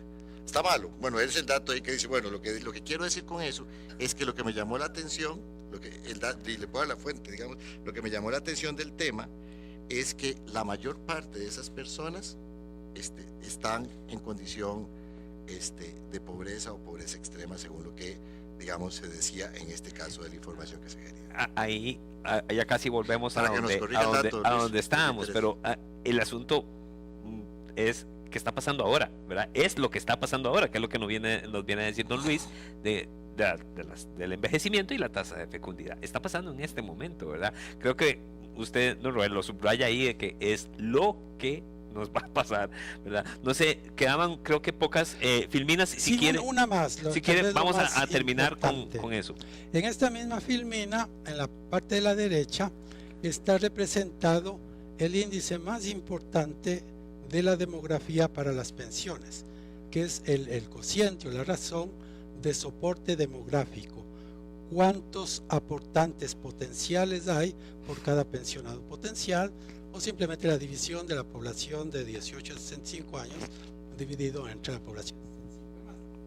Pues bien, ahí se ve que hemos pasado de una situación en que había cerca de 12 aportantes por cada receptor potencial hace 50 años, a la situación actual, que todavía es viable, de 7 aportantes por cada posible pensionado, pero eso va a seguir cayendo, y algunos sostienen que el umbral crítico es el valor de 4, de que cuando se cae por debajo de 4 aportantes potenciales por receptor es cuando los regímenes de reparto entran en una verdadera crisis. Bueno, eso la gráfica es contundente, vamos hacia eso más pronto que antes. Exactamente, eso va a ocurrir a mediados de la década de los 30, ¿verdad? Y lo más trágico de la situación es que las soluciones demográficas no existen, porque ahí se han hecho los varios escenarios posibles de si la fecundidad es 1,3 hijos, si es de 2 hijos, si hay inmigración, y ustedes ven que las diferentes curvas son muy parecidas. Se va a caer por debajo de 4 y en el 2065, dentro de 50 años, estará cerca de 1. Habrá un aportante, cerca de un aportante por cada persona pensionada. ¿Se imaginan cuánto tendrían que ser las cuotas para que las personas reciban una pensión decente? Simplemente esto no es sostenible. Entonces, ¿qué remedios hay para esto? En realidad no muchos, ¿verdad? La siguiente, por favor. Uno es reforzar los sistemas de capitalización que son inmunes a este problema. Otro es subir la edad del retiro, ¿verdad? Que es clarísimo que eso debería estar cambiando, pero eso tiene un costo político enorme, ¿verdad? Es una medida súper impopular, ¿verdad? Exactamente. Ahí muestro cómo cambiaría el cociente de soporte demográfico si la edad de pensionarse fuese 72 años en vez de 65. En este momento estaríamos con 14 aportantes por cada recipiente, ¿verdad? Una situación muy boyante, pero eso también caería, aunque lo que haría es dar un respiro, ¿verdad? Si el aumento de la edad de la pensión se hace gradualmente, eso le daría un respiro de unos 20 o 30 años al sistema para que se vayan tomando otras medidas, como se ve ahí en la Don Luis, ahí usted gráfica. está poniendo un hipotético caso de retiro a los 72, pero no se consideran, ahí no sé si es posible considerar, bueno, qué pasaría con esa población de 65 a 72 que filminas antes vimos que tiende a incrementar sus incapacidades físicas, cognitivas y demás. No sabemos qué va a pasar si siguen trabajando tampoco. No hay estudios o correlaciones al respecto. Bueno, sí sabemos algo, sabemos que a esas edades, yo estoy en ese rango de edad, en realidad el aumento de la disfuncionalidad de la discapacidad es muy lento. La gran mayoría de personas de esas edades podemos trabajar perfectamente, estamos activos, estamos lúcidos, creo yo, ¿verdad? De modo que no es de asustarse. Okay. Por eso, ¿verdad? Después hay otra posibilidad también que es muy interesante y de la que no se habla mucho, y que es para un sistema como el IBM tratar de desacoplarlo de la pirámide de población. ¿Y cómo hacer eso?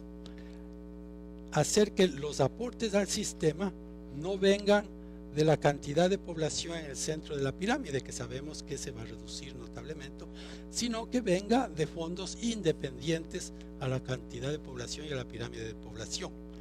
Por ejemplo, que el aporte del Estado al IBM, que actualmente es una fracción, digamos, de 1/3 de lo que aporta cada trabajador, en vez de estar relacionado con cada trabajador, el aporte del Estado esté relacionado con cada recipiente. Entonces ahí eso le daría un aire enorme al régimen de reparto como el IBM, ¿verdad? Entonces esos son ejemplos de algunos de los remedios, pero en general el sistema de reparto está condenado a pasar momentos muy difíciles dentro de pocas décadas, ¿verdad? En suma, los mensajes que yo quería dar es que primero los sistemas de capitalización como el ROP son inmunes al envejecimiento demográfico. Segundo, que el envejecimiento biológico es algo que no es fijo en el tiempo, que ha estado cambiando, ¿verdad? Y que basta comparar a la abuelita Sara García, la abuelita de antes, con la abuelita de ahora, Maribel Guardia, ¿verdad? Son dos personas de 60 años de edad. ¿Cómo ha cambiado la edad y el concepto de la edad, ¿verdad? Después, el otro aspecto es que se ha venido en Costa Rica de modo casi que sorpresivo y más acelerado del esperado un nivel de ultra baja fecundidad que va a acelerar todos estos procesos, ¿verdad? Como lo hemos podido ver. No hay salidas demográficas para esto que se nos viene, porque que la fecundidad vuelva a subir a 2 hijos va a tener muy poco efecto, ¿verdad?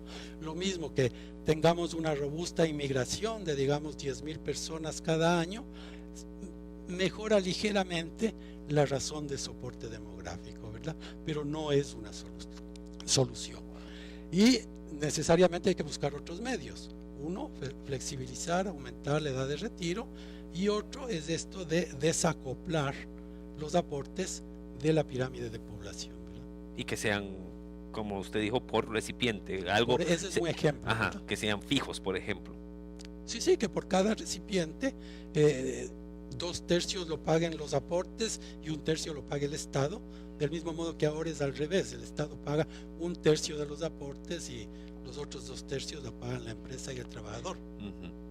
Muy bien, muchísimas gracias por esas filminas y esa claridad, don Luis, sobre todo lo que está pasando con nuestra población, y que ya vimos que nos va a afectar dentro de muy poco, ¿verdad? Porque 10 años prácticamente, me imagino que en demografía son cualquier cosa. Don Roger, reitero tal vez sobre el tema, aunque don Luis claramente nos señala que son inmunes, ¿cuál es la preocupación que tienen ustedes respecto al comportamiento de los aportantes? Su edad, su salud, la informalidad, por ejemplo. Hay un tema que efectivamente tal vez no se profundizó en el foro anterior, pero yo creo que es importante considerar, y es pues precisamente el tema de la informalidad y el cambio del mercado laboral, ¿verdad? O sea, los jóvenes ahora ya trabajan de manera diferente tal vez a como trabajábamos nosotros por el tema de la incorporación de la tecnología. Trabajar ahora es una circunstancia, no es ir a un lugar, ¿verdad? Usted simplemente abre su computadora y usted comienza a trabajar en el parque y trabaja con el resto del mundo. Lo que quiero decir es que capturar esas poblaciones para que efectivamente se incorporen dentro de un sistema de seguridad social, donde hagan un ahorro previsional para el futuro, es un reto significativo. Y si a eso le sumamos lo que se hablaba anteriormente de una baja educación financiera y la inversión que efectivamente tenemos que hacer en eso, yo creo que todavía el reto es muchísimo más grande en este caso específico. Y por supuesto que esto viene a sumar el tema de la informalidad del mercado laboral, que nos afecta de manera significativa. Entonces yo creo que por ahí hay algunos retos adicionales que como sociedad tenemos para los que nos encontramos dentro del sistema formal, por decirlo de alguna forma, de previsión social, y hay algunos retos importantes como sociedad para la gran población que está envejeciendo y que no se encuentra o no tiene este tipo de coberturas. ¿Puede el ROP, ¿verdad? Hablando de que que tiene esa característica de inmunidad, puede el ROP tal vez ser un alivio, no digo que la solución, ¿verdad? Un alivio para esa gente informal al permitir aportes un poco más libres de gente? Hablábamos antes de que tenemos que preocuparnos por nuestra nuestra pensión. Entonces, bueno, de que no ahorramos, nos decía, nos regañó don Edgar Robles y nos dijo que no ahorramos, ¿verdad? Entonces, bueno, pero si la gente está informal, tiene menos condiciones para ahorrar, pero tal vez el ROP puede ser un poco flexible para eso. A mí me ha tocado por cosas de la vida trabajar en los dos sistemas, ¿verdad? Tanto en el primer pilar como en el segundo pilar.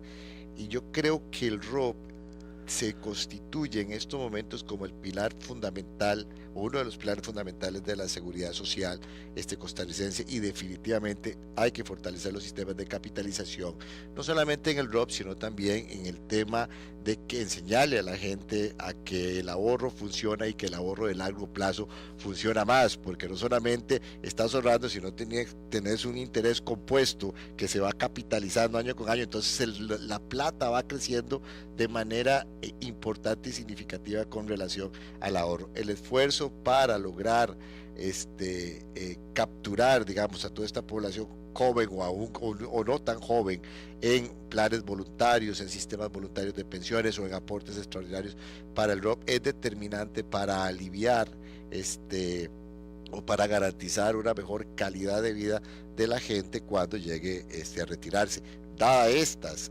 condiciones. O incluso hay poblaciones o hay personas que ganan más y que contribuyen solidariamente al IBM, por decirlo de alguna forma. Cuando se retiran van a tener un tope de pensión. Estas mismas personas, digamos, en términos de su contribución o de planes voluntarios, pueden llegar a tener un mayor ingreso conforme y en proporción a los ingresos que tienen, si efectivamente también invierten en este tipo de cosas. Entonces, pues sí, a mí me parece, y creo que se ha dicho acá, que el ROP viene a constituir un elemento fundamental para garantizar una mejor calidad de vida en la vejez. Don Luis, ¿qué va a pasar con Costa Rica, digamos, con este comportamiento poblacional? ¿Se puede revertir? Que estoy tratando de como de volver sobre lo que usted dijo. ¿Se puede revertir esto? Hablando de tasa de fecundidad, si no me equivoco, esto se puede corregir en algún momento. Y si esta reversión realmente es parte de la solución. Ok, si se pudiera revertir a las tasas de fecundidad de 4 o 5 hijos, ahí se volvería a las pirámides de los de 70, población, ¿verdad? Que sostienen muy bien que a las finales es un sistema piramidal de reparto de pensiones, ¿verdad? Pero eso no se ha visto en ninguna población. Lo más que se ha visto es que en Europa y en el este de Asia, cuando cayeron a estos niveles de ultra baja fecundidad de 1,3 hijos, luego de estar allí unos 10, 15 años, hubo una recuperación de la fecundidad, pero a lo más que se llegó fue a 2 hijos, ¿verdad? Como en Francia, en algunos países nórdicos. Eso es lo más que se logra una vez que una población llega a esos niveles y de acuerdo a las normas y valores actuales. ¿Quién sabe cómo será dentro de 50 años, verdad? Porque, por ejemplo, no hemos hablado de que todo esto también significa que la población total del país va a disminuir, ¿verdad? No vamos a ser jamás un país de 6 millones de habitantes. Probablemente dentro de 50 años seremos un país de 4 millones de habitantes. Y quizás allí habrá otras condiciones, volverá tal vez a ser viable una fecundidad más grande, quizás no ahí, pero cuando seamos un país de 2 millones, no sé, pero a mediano plazo, las proyecciones que he presentado aquí, eso es lo que es, ¿verdad? Y casi que no hay salidas demográficas a este problemón que se nos viene, ¿verdad? Que sí, tamaño problemón. Nada más quiero hacerles una aclaración. Hemos tenido muchas preguntas de la gente que pues nos está viendo, y anteriormente pues la gente que se registraba nos hizo muchas preguntas. No hemos podido hacerlas, algunas creo que las hemos contestado con el desarrollo natural del foro, pero nos comprometemos en el financiero a principalmente traerles a los señores de las operadoras de pensiones para que tal vez en alguna oportunidad traspasemos esas preguntas más en vivo, y bueno, nosotros tomamos esas preguntas para traducirlos en temas. Seguimos con vean qué curioso, porque una de las preguntas que nos hicieron en vivo es, bueno, ¿cómo afectaría el envejecimiento de la población las pensiones, ¿verdad? Creo que la respuesta ha sido durante todos estos minutos, ¿verdad? Así es. Respuesta al fin, por más apocalíptica que parezca, casi que distópica. Pero bueno, don Roger, hablando de esta particularidad del ROP, tenemos una saludable rentabilidad, además de que es inmune, tenemos una saludable rentabilidad que nos garantice a personas, voy a ponerme de ejemplo muy feo, que estamos a la pura mitad. Yo voy como con el ROP, ¿verdad? Yo voy como el nacimiento del ROP. Yo también, pues vamos parecidos. Estamos a la pura mitad, para cuando lleguemos a nuestra pensión. Y en esto retomo el tema que nos dijeron nuestros invitados anteriores. ¿Cuánto? Si lo que voy a tener va a ser suficiente para respaldar la calidad de vida que tal vez uno anhela. Ahí es importante observar que lo que se aporta para el ROP es un 4,25%, digamos, y que esa es la cotización y con la cual se tiene que ir maximizando esos recursos. Al final de su vida laboral, cuando la persona se va a pensionar y en un rango de madurez, lo que puede tener una persona en su fondo de pensión puede rondar el 70% en términos de rendimiento. Es decir, que evidentemente hay con el ROP y con el ahorro a largo plazo y el tema de las inversiones que se generan, una participación o una creación importante de valor de los recursos que la gente invierte, y eso le va a dar una solvencia importante a las personas. Lo que quiero decir con esto es que eso está asociado en proporción, ¿verdad?, a lo que las personas cotizan y al ingreso que las personas tienen. Entre más aportemos a estos sistemas de capitalización individual, entre más podamos constituir un plan voluntario, pues esta masa de recursos va a ser más grande efectivamente en el tiempo. En términos de rentabilidad, a mí me parece que el régimen obligatorio de pensiones complementarias, y los datos lo demuestran, ha sido exitoso a lo largo de su historia. Don Edgar hablaba de que el ROP debe exigírsele una tasa real del 4%, el ROP puede andar en una tasa real cercana al 5%, descontando inflación, y eso efectivamente pues te garantiza el éxito de la rentabilidad que vos estás obteniendo. Igual hay que seguirlo cuidando, hay que seguir teniendo las regulaciones y el cuidado del caso, pero en ese sentido, y habiendo superado unas volatilidades o crisis como la que tuvimos en el 2022, definitivamente va a tener un efecto creciente e importante como un conjunto, como recursos necesarios para tener una mejor calidad de vida. Otras o parte de las preguntas que claro, nos hacen es, ¿qué garantías hay de que el dinero permanezca en el tiempo, ¿verdad? Y no se den malos manejos y pérdidas por malos manejos, sobre todo porque es mucho el tiempo que pasa ahí. Yo le agregaría a esta pregunta que nos hace esta persona, don Roger, le agregaría bueno, y va para todos el cuidado, ¿verdad? Ver tanto dinero del ROP es una tentación para políticos, es una tentación para emisores, lo que sea, ¿verdad? Bueno, riesgos siempre hay, pero yo creo que una de las cosas importantes que tiene este país es que ha logrado desarrollar un marco regulatorio muy sólido, ¿verdad? Efectivamente, me parece que el sistema de pensiones costarricense, el ROP, y las aprobaciones de las diferentes normativas, pues permiten proteger la administración de estos recursos. Es decir, los recursos no se administran a partir de la decisión que pueda tener o tomar un gerente, sino que existen los diferentes órganos colegiados de gobierno corporativo que efectivamente permiten tomar esas decisiones con modelos de supervisión basado en riesgo. La Superintendencia de Pensiones, pues evidentemente es el ente regulador acucioso de velar, digamos, porque efectivamente toda esta normativa se cumpla. El principal riesgo que yo veo en estos momentos con relación al tema del ROP es precisamente el riesgo político. Digamos, el tema de ver tantos recursos ahí y el poder y el asumir posiciones populistas que terminan al final de cuentas redactados en proyectos de ley para sacar esos recursos. Ese es el principal riesgo que yo en estos momentos le veo al régimen obligatorio de pensiones complementarias, y yo creo que es evidente con la cantidad de proyectos que hay en la Asamblea Legislativa. La vez pasada estaba sacando cuentas, yo no me acuerdo cuántos eran, si eran 10 o 20, pero eran 12, o sea, es una cantidad impresionante de proyectos de todo tipo. Y es que es lógico también, tenemos una serie de necesidades en el país, ¿verdad? Donde tenemos pobreza, donde tuvimos una crisis mundial muy fuerte, y se ve una masa de recursos ahí, pues es tentador asumir esas posiciones. Pero yo creo que ese es el principal riesgo y ese es el principal reto que tenemos los que trabajamos en las operadoras.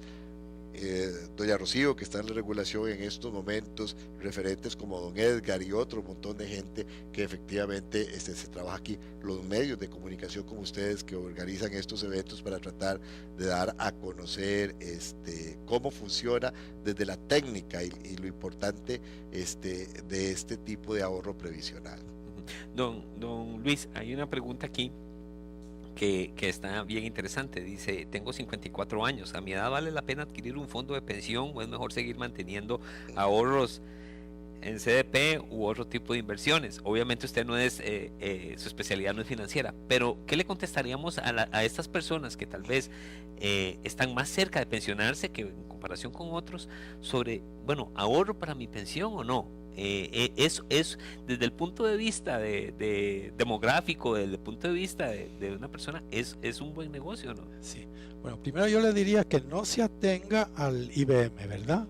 Porque cosas feas pueden pasar. Entonces es muy importante que asegure tener activos a la vejez, ¿verdad? Si esa persona no tiene casa propia, yo le diría cómprese una casa para que en la vejez no tenga que pagar alquiler. Y esto de que qué hace si me compro un certificado de depósito o entro a uno de un fondo voluntario, fondos voluntarios, pues según tengo entendido y por lo que he visto, los rendimientos de estos fondos del RVP son bastante más altos que los rendimientos que uno puede obtener en el mercado, ¿verdad? Además son bastante menos riesgosos. Ahorita mismo estamos oyendo unos problemas que se están dando con un fondo del Banco de Costa Rica, ¿verdad? Ese tipo de cosas no ocurren en estos fondos, ¿verdad? Nunca se es viejo o muy vieja para ahorrar para el retiro. Definitivamente no. De 54 años tiene está todavía comenzando. Sí. Usted va a trabajar hasta los 80, 80. ¿Cuánto es la esperanza de vida residual de una persona de 54 años? Muchos años, yo no sé, 35, algo así. O sea, que entonces, evidentemente, eso que usted acaba de decir, que nunca se es viejo para ahorrar, es un tema bien importante, porque esa pregunta se la hacen mucho a nosotros en las operadoras. Mira, pero ya yo estoy muy viejo para tomar un voluntario. Siempre es importante tomar un voluntario, y don Luis, con la sinceridad que lo caracteriza, acaba de decir algo que a mí me parece que es fundamental en este foro.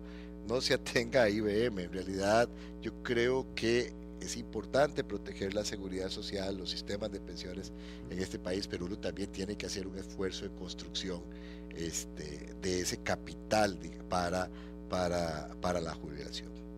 Sabemos que no es fácil y claramente pues las estadísticas que nos dieron ahora de cuántas personas pueden ahorrar, pues hay muchas explicaciones, ¿verdad? No es sencillo, no hay tantos recursos disponibles para separar, hay muchas obligaciones. Y si hay crisis, pues entonces las obligaciones se vuelven más crudas. Pero que debemos tener ese renglón ahí resaltado, pues sin duda alguna. Bueno, yo creo que estamos llegando al final. Por tiempo podíamos seguir aquí hablando mucho más de demografía y de pensiones, pero ya llegamos al final. Tomamos nota de sus preguntas, no se nos ha olvidado. Lo bueno de esto es que quedan, ¿verdad? No se pierden, no son preguntas que pues se botan ni demás, sino que vamos a traspasarlas en artículos o organizar nuevos foros con estos invitados para que podamos resolver sus dudas y pues darles un panorama claro, aunque a veces un poco pesado, ¿verdad? pero es un panorama honesto, sincero y claro. Don Roger, muchísimas gracias por su compañía, por su participación. No, muchísimas gracias a ustedes por invitarnos a nosotros a la asociación. Don Luis, es un honor contar con su presencia y pues con sus explicaciones que nos han pues abierto los ojos en muchos campos que tal vez usualmente no vemos. El honor es mío y felicitaciones por organizar este tipo de foros.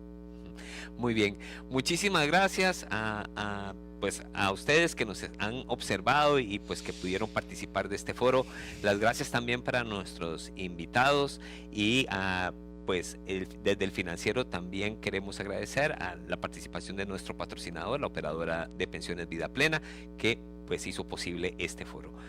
Muchísimas gracias de nuevo, buenas tardes y esperen pronto más información en elfinancierocr.com.